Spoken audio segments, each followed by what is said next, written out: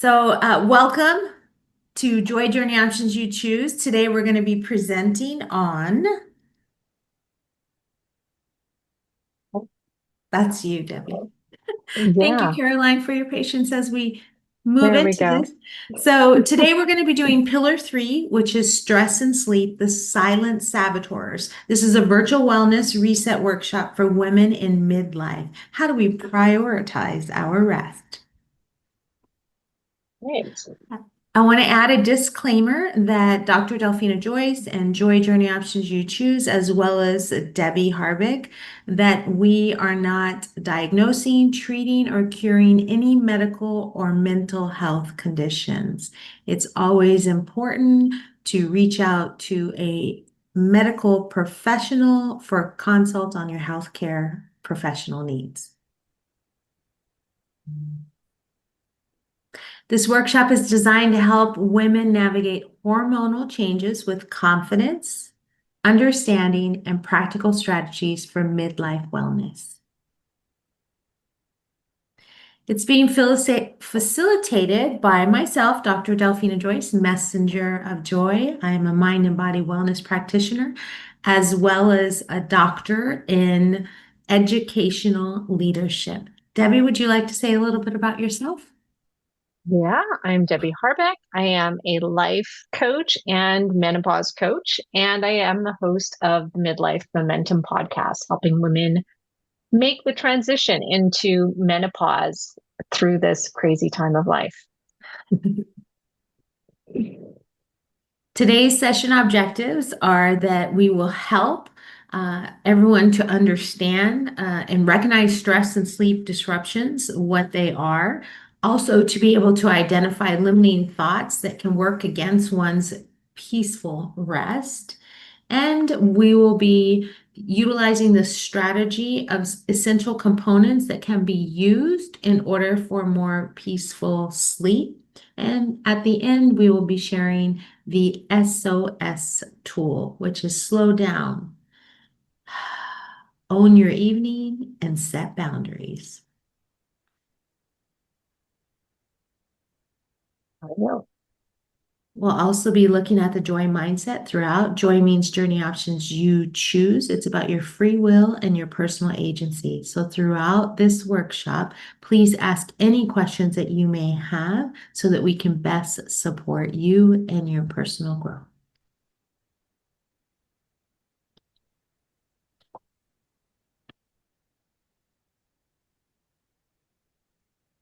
Are you presenting this, Delphina? This is you, my friend. Oh, this is me. Okay. Okay. So, we're here because we're think we're doing all the right things in life. I know I've been in this place where I think I'm doing all the right things in life.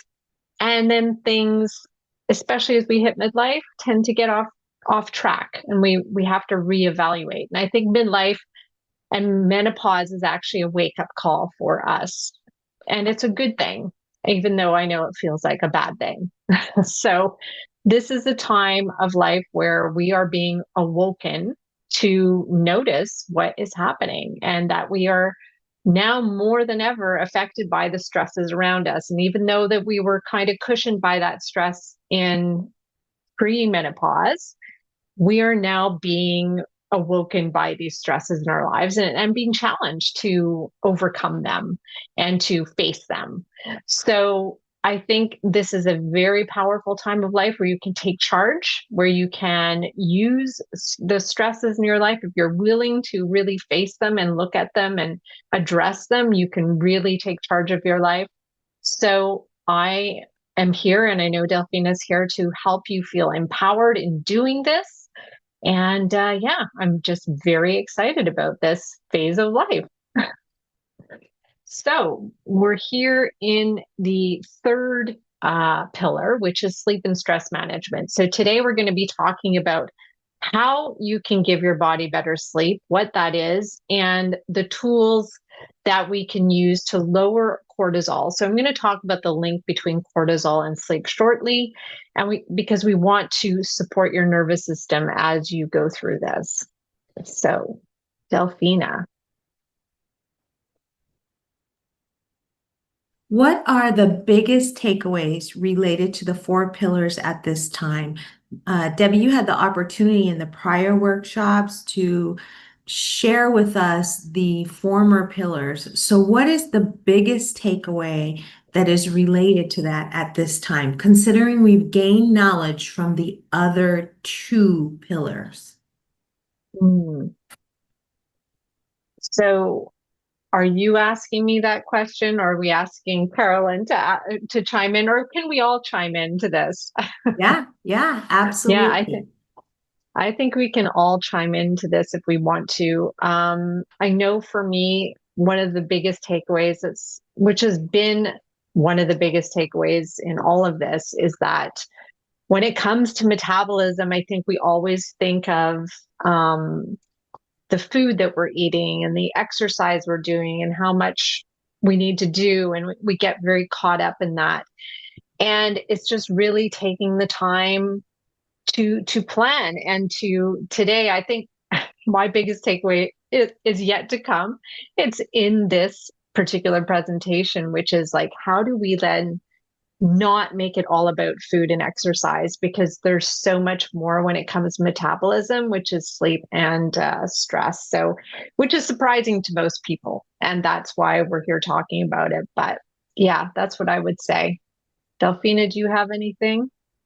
Yeah, my biggest takeaway was from the one that we did on the strength training and muscle is movement. I had no idea that, first of all, 3 to 8% of your muscles are can be lost if you're sedentary because I wasn't doing any resistance or strength training in my overall movement. And so learning that helped me to make some adjustments. And I have actually implemented those tips that we learned. And what I'm looking forward to is in this particular one, looking at sleep, sometimes my body is so freaking hot in the nighttime that I just can't freaking sleep. And even though I want to turn the AC on like 50, but then I'm kind of cold too. So I'm really looking forward to learning about what are some things, knowing that my body is in menopause, what are some specific things that I can do to support it in a loving way so that I get more peaceful rest? Because I will tell you, when I can't sleep, I just get up and go to work and do what I got to do. So I'm looking forward to some other ways of addressing that. Yeah, that's so important. And that is the biggest thing about what we're going to talk about today, actually, is what you just said. And just Caroline, did before you we want to share anything? Sure, I could share something. I guess it's just to be kind to yourself.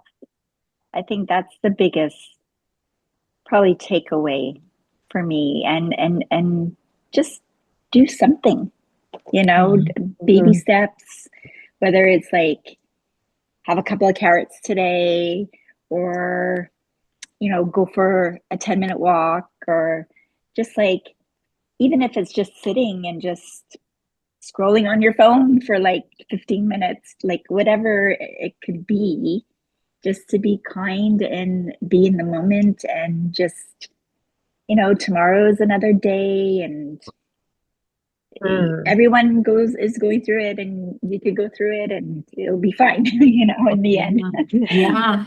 Caroline, you make me think about this thing, and we have an upcoming workshop. It's on the difference between self-care and self-love. And when you talk about like being kind to yourself, be loving to yourself. And one of the things that I look forward to learning in that workshop is like the mind and how even though we may not outright express something in verbal loud, you hear the words, that within our mind, we may not be having self-compassion. And that's so powerful because I think about myself in my own, like, why didn't you prioritize that? You needed to get that done, right? Like that whole thought is like, hello, come and gone. You can't do anything mm, about it now. So focusing on the past moment's not going to help. What can help in the moment? And it's that love, that kindness, that compassion to myself and to monitor that. Like I don't always think about that. So when you shared, Caroline, thank you so much. It made me think about like, yeah, being kind to yourself, but also what is that self-compassion look like? Because I never got trained on being self-compassionate to myself. That's for sure. Yeah. It's practice. Yeah. Yeah. It is It's practice ongoing. because we practice being kind to others, and we're always told as little girls you must be kind to everybody else, but never taught to be kind to ourselves and what that even looks like. Like that's a whole, I mean, some people think, if I'm going to take care of myself, it looks like a massage, it looks like this, but eating well, getting to bed on time, exercising, these are all ways to be compassionate and loving to yourself. So, yeah, I just think we need to really think about what that actually looks like for ourselves. So, but yeah, such a good takeaway. I love it. Yeah, I do too. And learning how to say no to people because we want to be Mhm. nice. Mhm. Guilty. Yeah. Yeah. So important, So so good. important. So join being's journey options you choose. It's about yourself, your self leadership. It's about your personal agency. It's all about your free will. Yeah, that's good. And what does that mean? Free will means that it starts with our own internal self.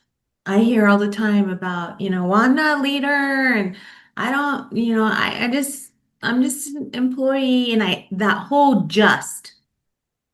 that word Mhm. just, it's, no, we're greater than that. We're bigger than that.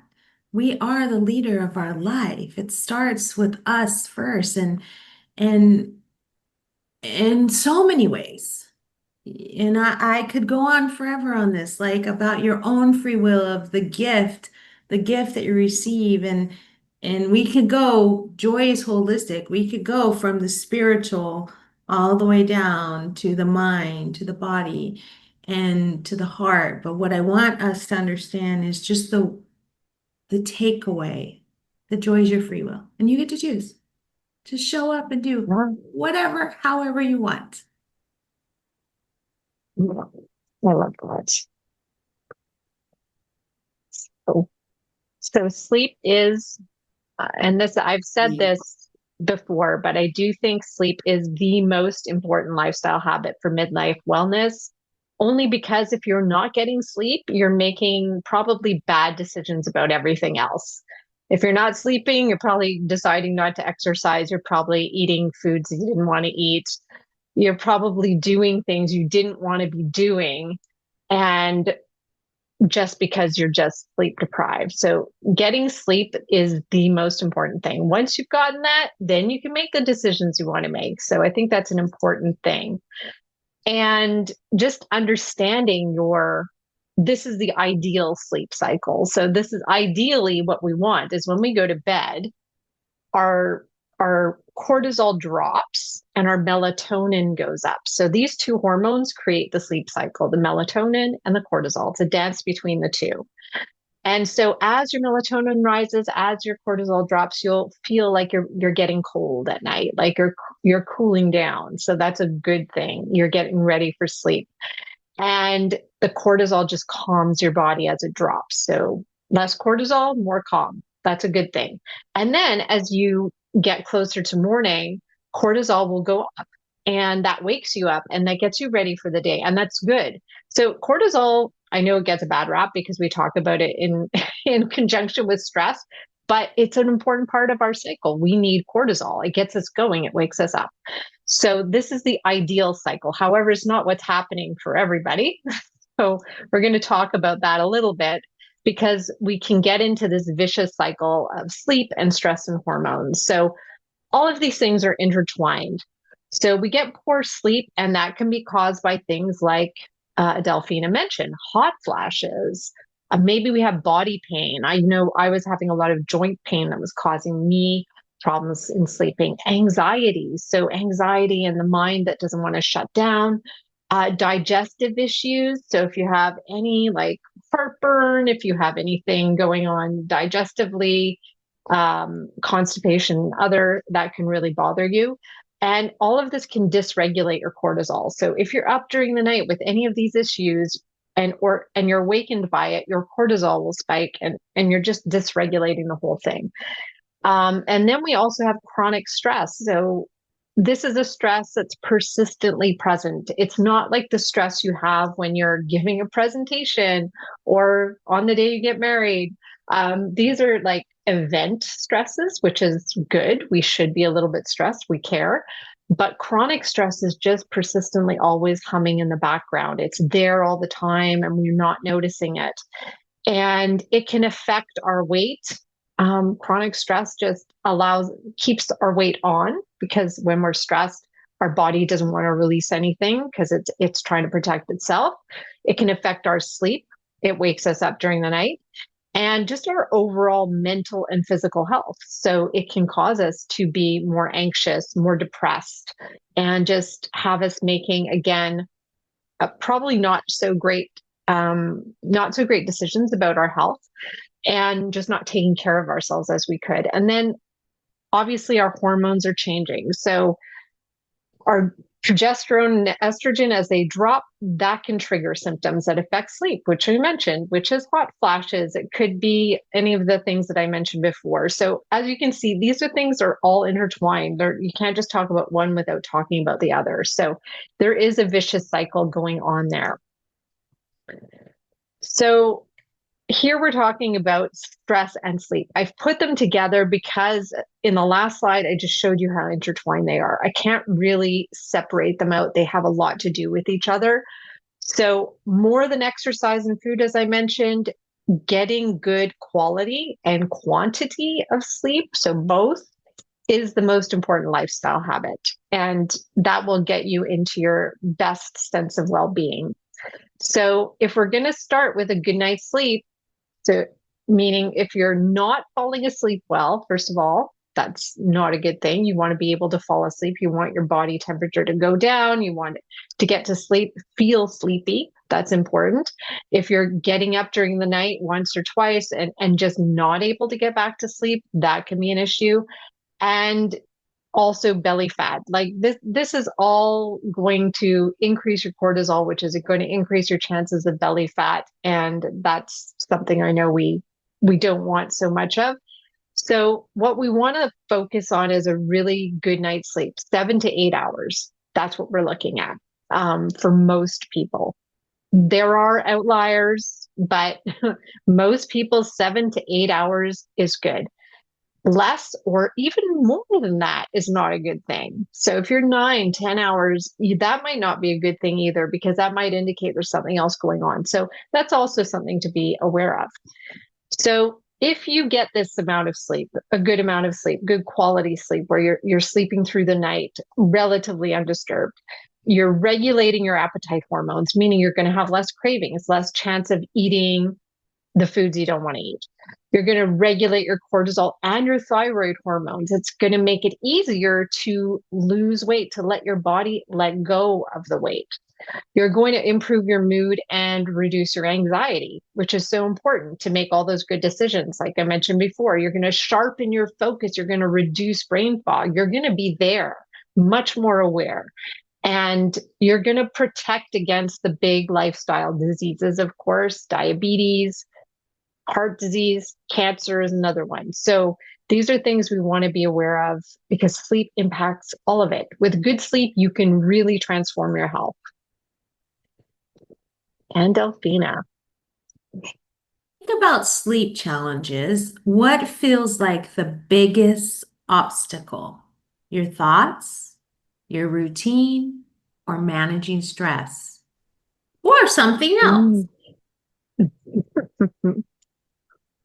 I definitely think that the root of everything is your thoughts. That is just the way I see it. The root of everything is what you think about everything. And if the more you have these negative thoughts swirling through your head, the more anxious you're going to be, the more stressed you're going to be. So your thoughts really are the root, and you do have control. A lot of people think they don't have control over their thoughts, but if you really take time to be aware of what's going on in your mind, you can start, like, just like cleaning your teeth, you can start cleaning your mind and start like cleaning out these thoughts that are like, oh, that's interesting. This thought is causing me a lot of stress right now. What would I rather be thinking? Because a lot of these thoughts are optional. Yeah. Carolyn says her thoughts as well. Yeah. Yeah. So what's interesting with for me is I agree, it's definitely my thoughts, but it's more of like and to be 100% transparent and vulnerable in this moment is like I don't have my thyroid, and so I take a levothyroxine. And when I take my higher dosage, I have more energy. And so when it comes time to go to sleep, I notice I am wide awake. Mm. I have my routine. I'm gonna go to sleep at this time. I actually eliminate all light. I mean, I turn off my surge protectors, phone, everything, because I like it really dark and there's only natural light if there's any light coming in. And I have learned in some instances to stop my thoughts. And I'm like, good night. Good night. But then there's other times when my mind is solving so many problems. I am like, I think I'm going to get up and I am going to take advantage of all this energy and all this problem solving and all the like my mind will like take off and I solved a world problem. And when that happens, I have found myself twice now getting out of bed, going to my office, doing whatever because it's not like a to-do task, right? Like my to-do tasks seem to me like, okay, tomorrow is your to-do, you're going to do that. But this is something where all of a sudden I get all these ideas. And so at this point, I don't want to train myself to be like, oh, when I can't sleep, I'm just going to go work. I don't want to train myself. But I have seen that happen twice. And so I would say it's really important to remind myself that when my thoughts, my energy is just wide awake, I haven't decided if I want to keep tossing and turning because I am awake. I'm not tired to get up and Mm. just work, or I'm just going to continue to like toss and turn and do that. And I haven't decided yet because like I said, I don't want to create a trained response. But at the Yeah. same time, I don't want to feel frustrated in bed because I'm Yeah. just not tired. Yeah.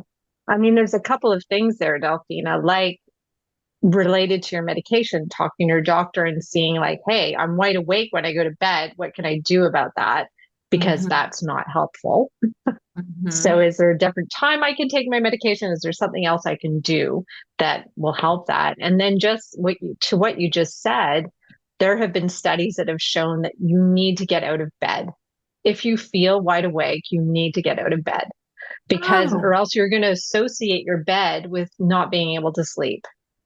And that's not a good thing. that's You so want to reassuring. have this association of bed with sleepiness, with, being asleep. Or else, Mhm. if you really can't sleep, you get out of bed. Yeah. Oh, I like that. Well, that's reassuring because I feel like after tossing and turning, I feel like I'm losing this powerful surge of whatever. Like, Mm. just get up. You're not tired anyways. When you're ready, you're gonna sleep. So I feel like it's honoring my body and my mind and where it's at. It's very different. It's Mm. very different from like, oh, I just can't. I need a rest. My mind is going crazy. No, no, no. It's not that. Mm. It's a totally No. different thing. Because I've learned how to tame that. Like when that happens, I Okay. tame it. I'm like, good night, girl. Is this me, myself, or I? Who am I talking to? Good night. Carol, I anything you'd love like that. to add?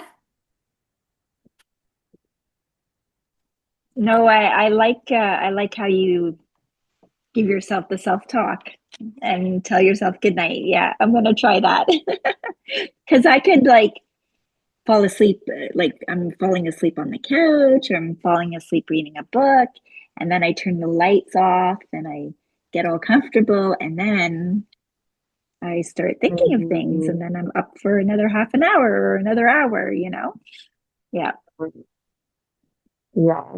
I that's know for challenging. me, what's worked, it has been I've listened to these like nighttime stories. That has worked to like take my mind out of my head and listen to something. And it's just like Headspace has some of them. I know Calm has some of them. These different apps have them. But that really helped me fall asleep when it was my mind that was keeping me awake. Yeah. That's just something that worked for me. But or sitting down and just writing it out sometimes works. But yeah, so many good things.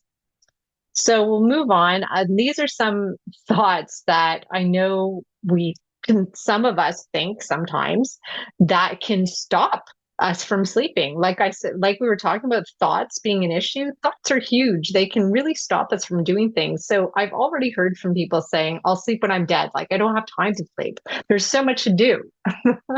But if you're going to do anything, you need to sleep. I mean, that's just part of life. You can't not sleep. So that thought isn't helpful. The other one, sleep is a luxury. It's another one I've heard like, yeah, you must be lucky to get sleep. Sleep, I don't have time to sleep. But you need to in order to make better choices. Like we think that by not sleeping, we're going to get more done, but that's not true. So we do need to sleep. We will decide things better. We'll have better ideas if we do. And if I can't sleep, it's just menopause. And that's also a really good one, is just because we blame it on menopause. So therefore we're just gonna leave it up to menopause to decide if we sleep or not. But really, it's up to us. Like, yes, menopause is a challenge, but we're not powerless. We can do things to actually help ourselves sleep. It's not just because our hormones are changing, we can't do anything. And that's why we're here. And every week we've been here is because there are things we can do. So that's always good to know. And Delphina. Yeah, so looking at the elements of a solid sleep routine, which one feels most challenging for you to implement? And we had already discussed, like on a personal level, what are some of the things that keep us up and how to address them and support ourselves in a loving, kind way. So when I think about the elements of solid sleep, what is the most challenging one for you personally to implement? Hmm. Well, I know we're going to talk about that one shortly, but for me, and I think for so many other people, it's the screens. The screens are one of the things that can help us if we put our screens away well in advance of sleep, like 60 minutes, then we can really positively impact our sleep. But it is something that is so challenging for most of us because we use our phones for so many things. Um, but yeah, and they're right beside us, chances are, in the bedroom. So yeah, that's been the hardest. Yeah, yeah. Caroline, anything you'd like to share? Um, Probably just the right temperature, maybe getting a bit, I guess, comfortable beforehand. Yeah, Mm, yeah, that's a great. yeah, yeah. But that's what I would like to implement better. I've been sleeping with a fan that's helping. Maybe the white noise is helping as well to Mhm. lull me to sleep. But yeah, that, probably that would be the most challenging. Yeah. Is that Yeah. because of hot flashes, Carolyn, or like your body temperature is warmer than Um, usual, or yeah, no, no, not so much hot flashes, just I guess I just feel warmer with Mm, I guess the blankets. But I okay? can't say it's hot flashes, it's just yeah. And then I realize, okay, I'm gonna go downstairs and lower the AC and then put the fan on and yeah. That's a good Yeah. one. Yeah. Because How about you, I Delphina? yeah. Sorry, go ahead. So, Sorry, no, that's it. yeah, I really like what you're saying, Caroline, because like for me in the daytime, I have my house at 80. I'm in Arizona. And I have my house at 80 in the daytime, and I'm perfectly fine at 80. I have my fan on. I'm good to go. And I have to make that adjustment because in the nighttime, oh, no way am I going to sleep in 80. Like I have to like bring it all the way down and I it varies, but I can be comfortable somewhere around 72, but I also like to sleep with a nice soft blankie. And so because I like Mm, my nice soft blankie, sometimes that means I need to be at 68. And so mm-hmm. it's challenging mainly because it takes time for that transition of the house to get cool like that. And also for me to just feel, like, okay, once I relax, for some reason, once I relax, I think my body's hotter. I don't know if that's true or not, but it seems like that. Um, and so that would be the challenging one, the phone stuff, I turn everything off and I tell myself stop, and then it becomes just a physical challenge. Mm. Okay. Okay. I like all these because we're going to talk about them. So these are the elements of a good sleep routine. These are the things we want to do. And the things that this is backed by science. I did not make these things up. So getting to bed and waking up at the same time, so important. That is so important. And I would add to this, and I don't know, maybe I did in another page, but morning sunlight in your eyes actually helps. So getting outside and having the morning sun hit your eyes is actually a really important part of regulating your cortisol. So that can be added to that. Turning off the electronics an hour before bed, caffeine, stopping it at noon. If you do drink tea or coffee, that's ideal, or any caffeinated drinks for that matter. Eliminating alcohol. I know this is not a popular one, but the more you can, like, if you can really get rid of alcohol, that it just pays dividends. So that is, it's huge. Keeping the room cool, so a lot cooler than you said, Delphina. We're talking about like 65. So like cool, it's got to get cooler. I know it's got to be hard in Arizona to crank up the air conditioning to that point. Not good for the environment, I'm sure. But yeah, getting really cool. And to your point, Carolyn, too, a good trick for some people is, which is counterintuitive, is to take a warm bath or warm shower before bed. It actually starts to cool your body down. So interesting. If you take a cold shower, you're gonna wake up and you're gonna warm up. But if you take a warm bath or warm shower, it actually like cools your body down. So that's another thing you could do. And yeah, anything you like to do to wind down that doesn't involve a screen, reading a book, journaling, anything like that. Those are all important things you could try. Okay, Delphina,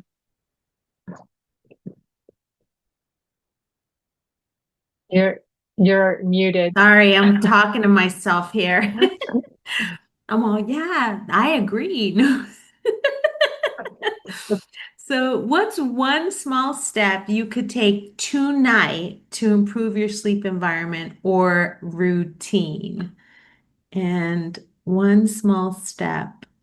So, for me, I'm just, this sounds, I kind of sometimes just get out of my bedroom and go sleep in the living room, but that's not really good for my partnership.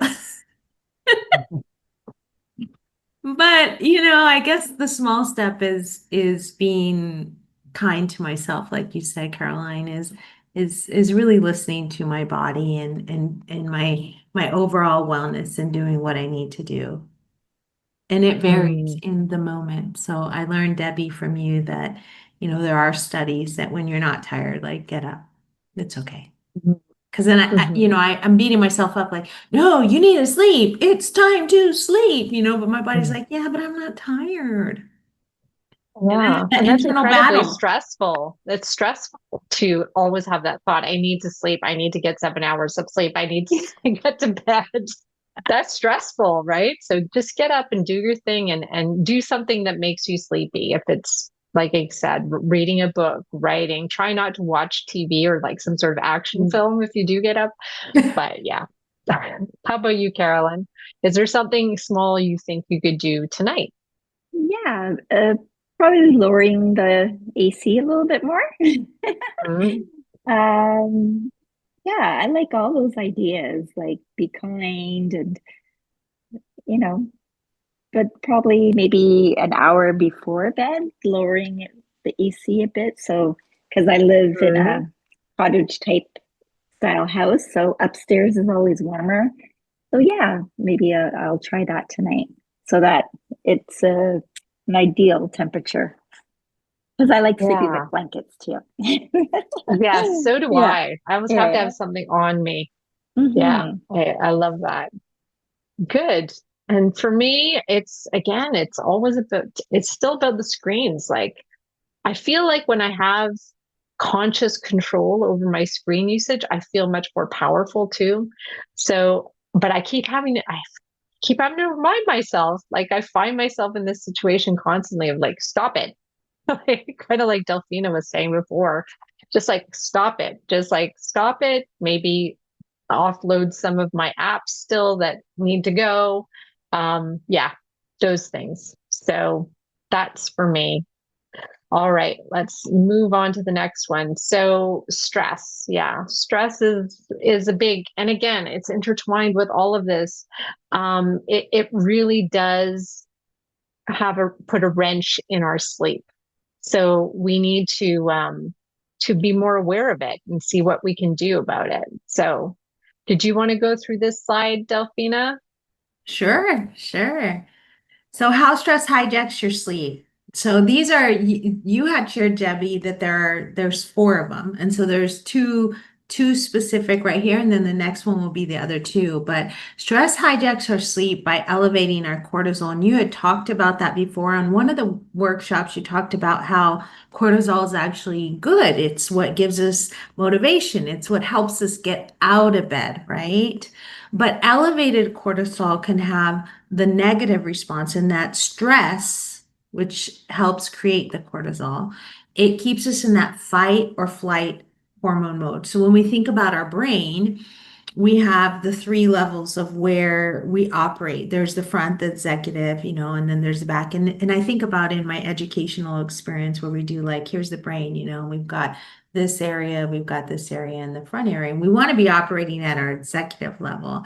And when we think about the fight, it's like I need to get up. And it is like I got to get something done. I've got things I've got to do. I've got to get these things done, right? And there's also the freeze, which we didn't talk about, where we can't sleep and things are just moving, but we're not asleep. We're just laying there, frozen, you know? And so these things, when we sleep, when we're going into our rest mode, they naturally drop. The cortisol naturally drops. And if we are in a stress mindset and we are worried and concerned about all kinds of things, then it will have the potential to hijack our sleep because we're concerned and worried about all kinds of things. And then the racing thought, man, this one I totally resonate with. I understand this so keenly. It's when there's the consistent, like when I want, and I think you already talked about this, but like when I go to sleep, before I actually move into my space of in my bed with my soft, cozy blankie, I have already closed shop on my work, meaning I have my little, handy dandy notebook. And in my handy dandy notebook, I have already put all my information out because if I don't, I know my mind at a subconscious level will be solving all these things about what I need to do tomorrow. So that elevated cortisol, the racing thoughts, those are two elements that can 100% hijack your sleep, and they come because of stress. Mm. So there, Okay. you want to do this one or you want? No, go ahead.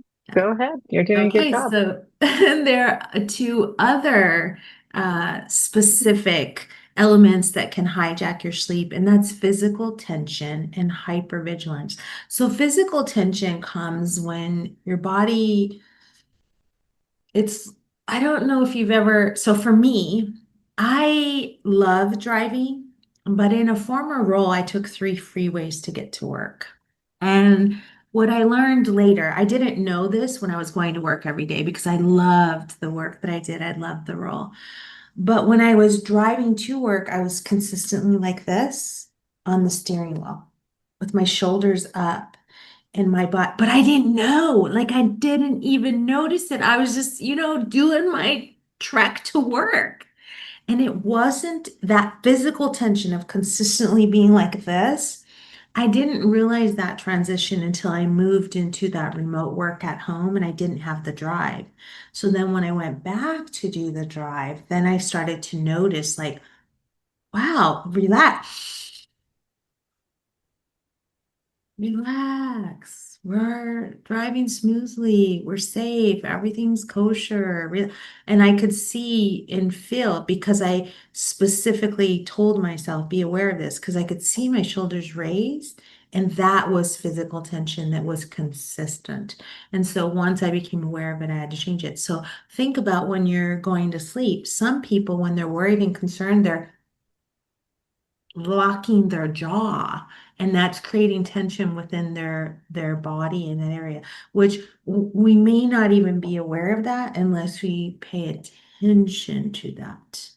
And then the hypervigilance is, this is a stress that is because you're consistently alert. It's like so it makes me think about when people have been in chronic stress positions where they're inundated all the time. You got a deadline, you got to do this. This is what needs to happen. And so the mind and the body begins to always be like hypersensitive to everything because they're consistently being hit with things, right? That's what hypervigilance is. And that's one of the other elements that can hijack your sleep. I love that. Thank you. And so that begs the question, which of Yeah. these stress responses do you most recognize in your sleep? Which one prevents you from sleeping most often? What about you, Delphina? Is there one that prevents you? I know you've experienced all of them. I think we've all experienced all of these things, but it's like which one is the most common for us? Yeah, I've never paid attention, Debbie, to what's the most common. Like I've never actually thought like, hey, this is reoccurring. This is a pattern here. No, I've never actually thought about those things, but I would wonder about the whole elevated cortisol, mainly because I am at my core a fairly active, energetic person. And because I'm active and energetic, might that place me in a higher with a higher level of cortisol because I am more awake and I notice things, I see things like that's my general operation mode. That's my mode of operation. So I'm going to pay attention and see which one might be doing that. I know racing thoughts, but I've learned how to I've tamed that thing. So we'll see. And the physical Okay. tension, I've seen, sometimes I'll get into relax, then I'll bite my tongue until I'll be like, oh, I need to keep my teeth closed so that I don't bite my tongue. So then now I notice like I'm trying to keep my mouth closed, and then that causes.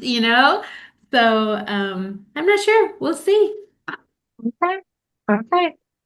How Caroline, about you, anything you'd Carolyn? like Is to there share? something you Yeah, I would say the one that stands out the most is probably racing thoughts, but then maybe a little bit of all four sometimes, depending.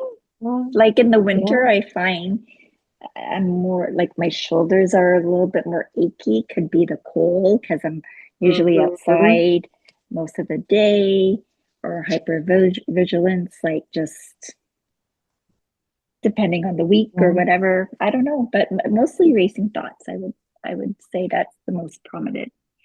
Not all the time though, but yeah, Yeah. most of the time. Yeah.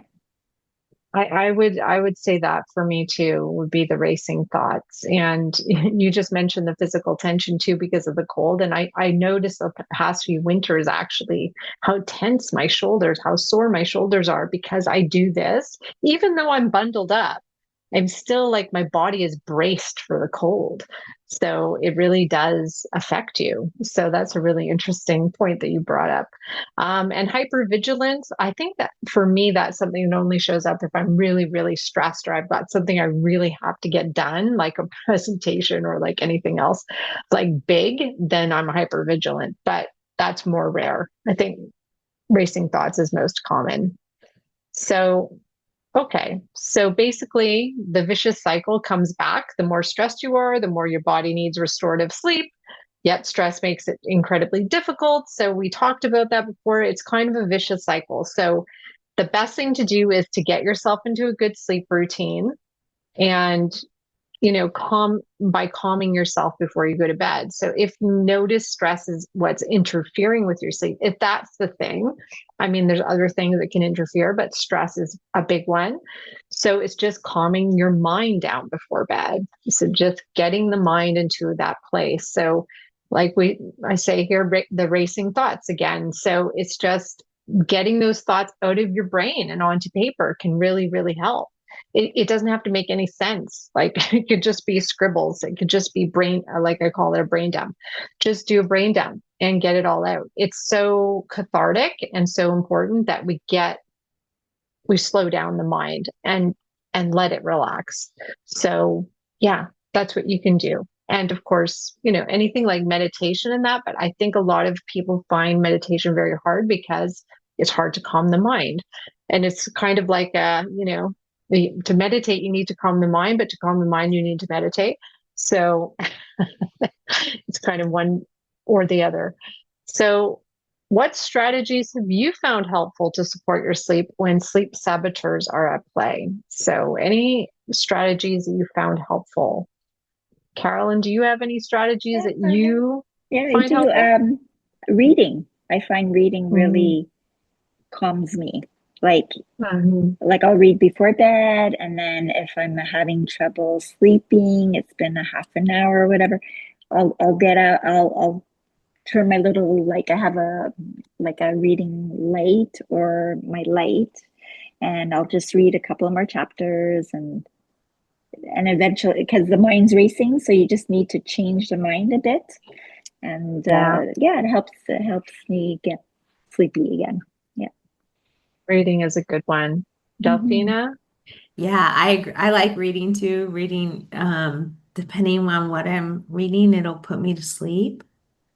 Or audio, like if I'm listening to an audio. But my favorite is a nice shower.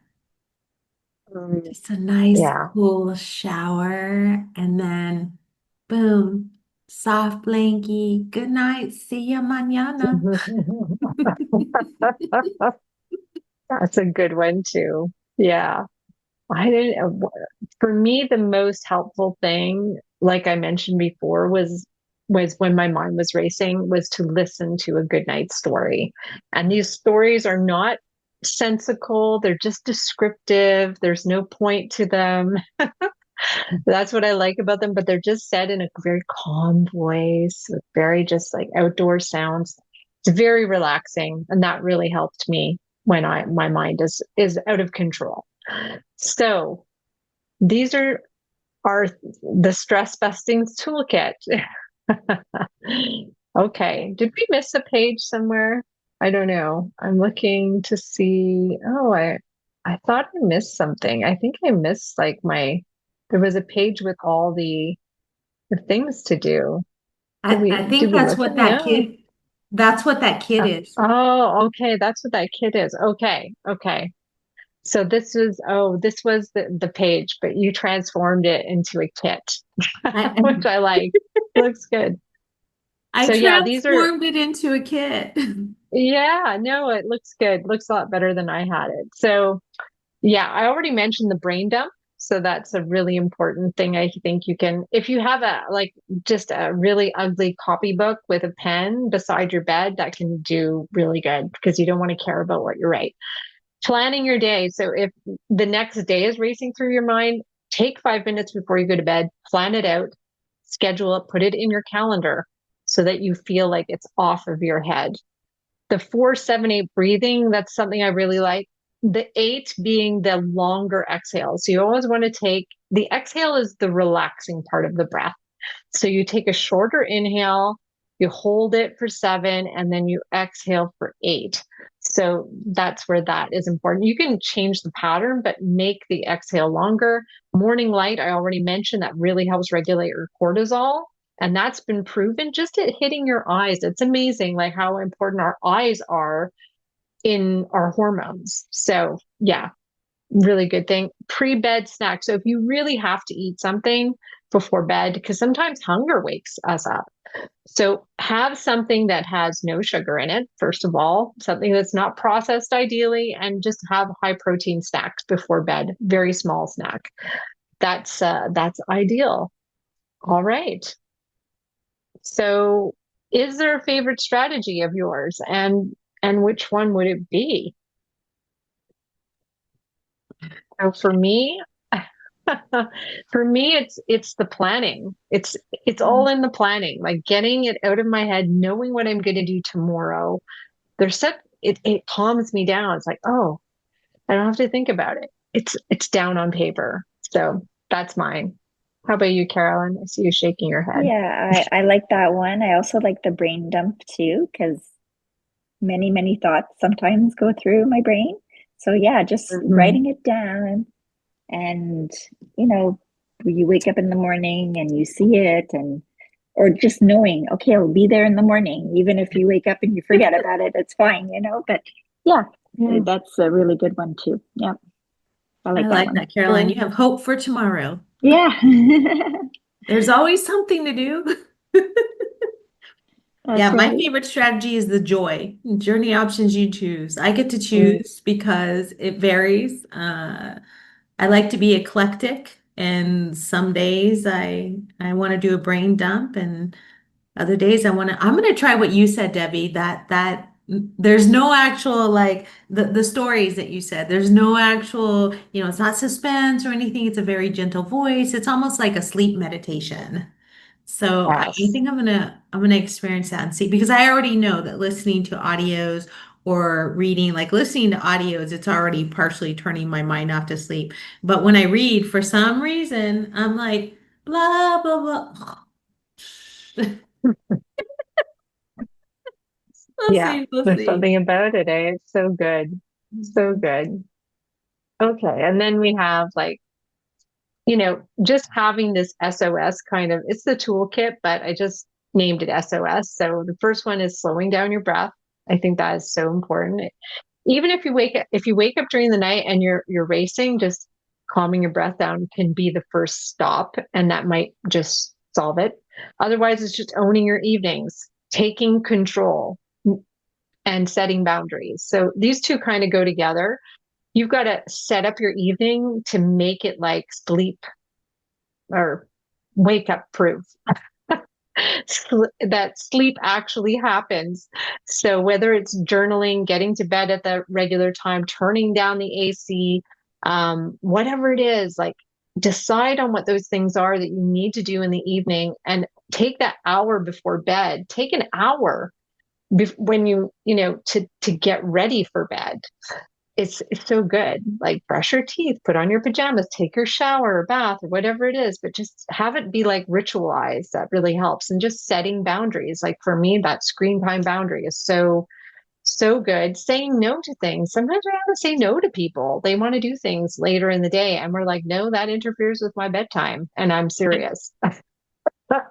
So it's not nice to say, but sometimes you just have to, like, it really does. Okay, I don't do that all the time. There's some things I really want to do, but sometimes you just have to say no, because yeah, bedtime is like non-negotiable. So that's it.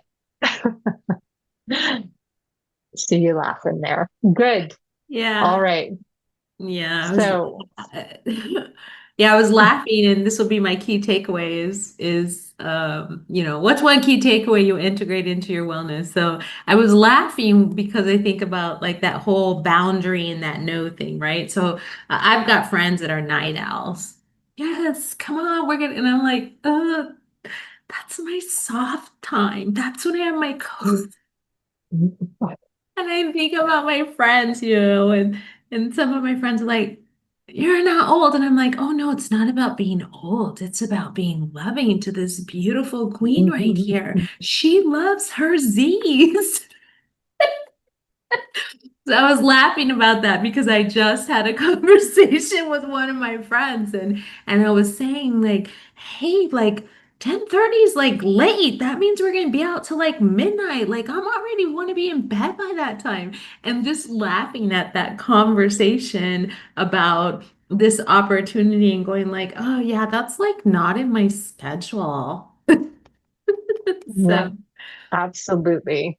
So How the about key you, takeaway was Carolyn? like continue to honor my boundaries and be comfortable with self-love for this beautiful queen right here. I love it. Yeah, You are the queen. we're all the queens. Yeah, yeah. The SOS really is a one key takeaway. Yeah, setting the boundaries, just planning, like not, well, yeah, I guess planning your bedtime. It's important like every other moment of the day. Yeah. Yeah. Yeah, that's a good one. We don't think of planning these things, Hmm. but I'm just such a plan fan. Maybe that's what I'll call it, but everything I think should be planned. Um, even sex, by the way. I think even that you got to plan, right? If I think, but bedtime is one of those things too. So yeah, planning is my key takeaway. I think it's one of the best things you can do for your wellness overall. So that's my opinion. Yeah, so So what could I'm be going a to joy interject real crasher? quick. And I'm going to interject, Debbie, because this is Mhm. something I learned from, and then we're going to hit on this joy crasher, right? So I learned for a couple, they have been married over 50 years. And it just made me just laugh, smiles of joy because I was having a conversation with wife and husband. We're just chatting, small talk. And she said to me, one of the key components of our strong marriage is our Wednesday and Friday sexy time. And she said, we know it is part of our, and it was it was like comical because, but also a huge blessing because they prioritize it. And it is important that that time. So I think that in a relationship in your marriage, that those are things that are, I do believe that planning is important, especially as you get older and you begin to age. Your hormones change, and so your sexual drive changes as well. And Mm. so making sure that within that relationship that those things are honored and they are prioritized for whatever that means for you and your partner. So I agree wholeheartedly for me. And this thing about the joy crasher, if we're going to integrate that, since we're talking about sexy time, so a joy crasher could be the hormones that, I'm just not really in the mood. And so learning to adjust to that and what could help me to be in the mood, whether it's like I said, I love to take my shower, right before bed, a cold shower, that makes me just feel better. So understanding that a joy crasher could be my actual drive, my hormone drive based on that. And I- exercising is really good because yeah. Yeah, it does. It helps. What could be a joy crasher for you, Carolyn? Do you have something that could crash? It could be an Yeah. obstacle to good Probably my sleep my or own stress. mind, like my own thoughts, Mm. I think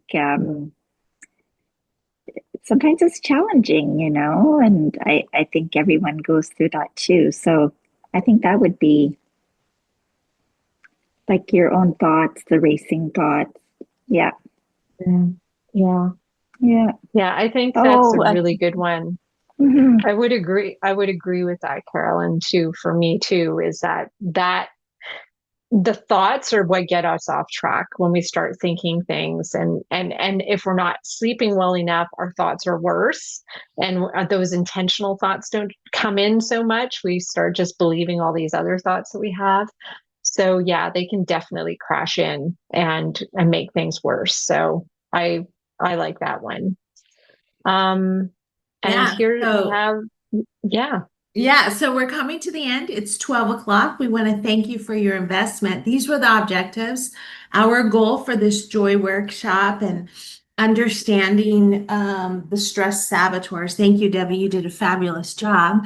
But we committed to having some knowledge delivered, some skills, some strategy in the SOS tool.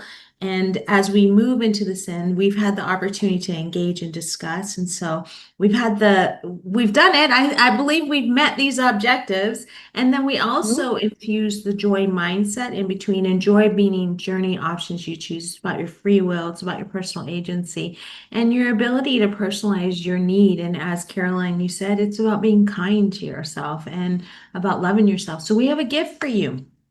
We want to thank you for Mhm. investing in yourself and for loving yourself and caring for yourself. And this is the stress busting toolkit for peaceful nights.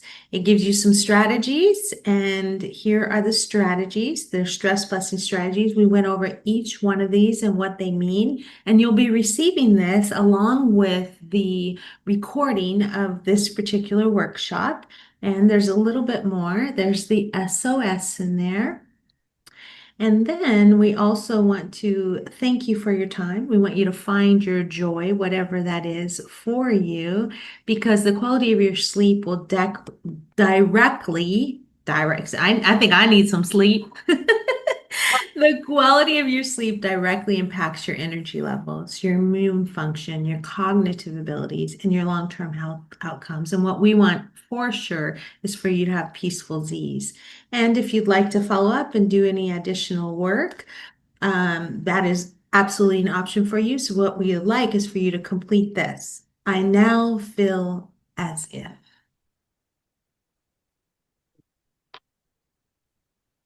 Debbie? I now feel as if I can turn off my screen before bed tonight, an hour before. Do Caroline? you Yes. have one? Yeah, I now feel as if I have control Mm. in all like my thoughts and providing a, the best sleep that I could get Thank and you. telling myself go to bed, go to sleep. Yes, go to But bed. lovingly, Yeah, lovingly. lovingly. That's right. That's Dearest right. Caroline, we must go to sleep now. That's right. Yes, lovingly and firmly. Firmly, yeah, yeah. So I For now sure. feel as if I am absolutely grateful. I love when I have the opportunity to connect with individuals and, just spending this time with you, Debbie, and this time with you, Caroline, is uplifting and encouraging to me. So I now feel as if I am encouraged and uplifted. So thank you both very, very much. Thank you. Thank you, Delphina. I really appreciate that.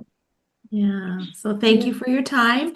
And you have opportunities if you wanted to reconnect, you can reconnect with Debbie, you can reconnect with me, whatever we can do to support your health and wellness.